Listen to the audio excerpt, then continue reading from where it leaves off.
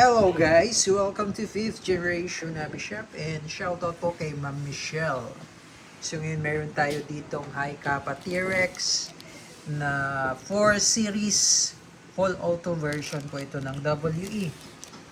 Ayan, naka magwell, staple grip, front and rear serrations, meron na siyang rail for flashlight, meron siyang markings, ayan yung markings yung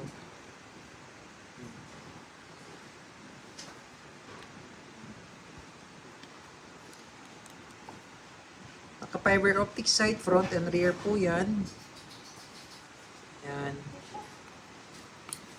Made in Taiwan po. Ito yung kanyang selector switch para sa full auto and semi-auto. Sa kabila naman, yung kanyang switch para sa safety. Yan. Tapos may free na siyang BBs. 4,000 shots po ito na 0.23. At meron na ring pop dyno. Ito yung kanyang gas o yung propellant, green gas. So, airsoft BBs po siya.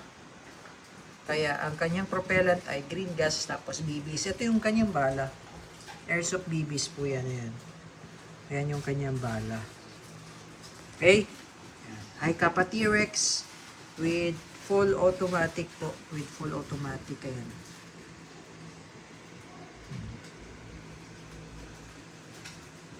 Solid po yan, solid. Ayan. Okay, so testing po tayo. Lagay lang tayo ng gas, bala. Okay, so ito yung kanyang magazine. 30 rounder magazine. Sa paglo-load po ng gas, kailangan patiwarik po, inverted position, upside down.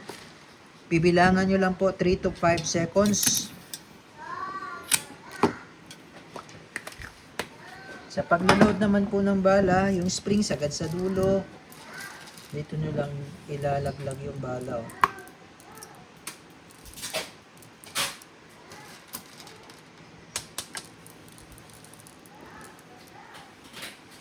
Yan. Kailangan po wala pong space. Kailangan alternating yung bala.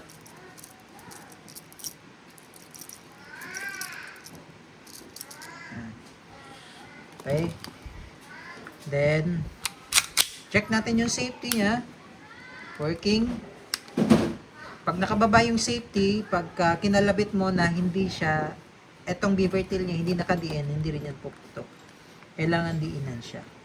Yan. Etong sa kabila, ito yung switch para sa full auto. Full auto baba, semi-automatic, angat mo lang yung switch. Yan. Tapos may kasama siyang optic, red. Yung sa red dot optic, yung plate. Ito yung plate niya. So kung gusto mo in the future lagyan ng red dot optic, tapon nyo lang siya. Okay, so testing.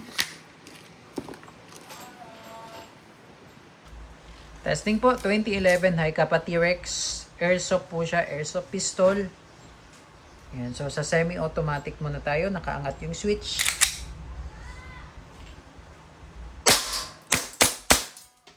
Pagdating sa full auto, baba mo lang yung switch, sagad.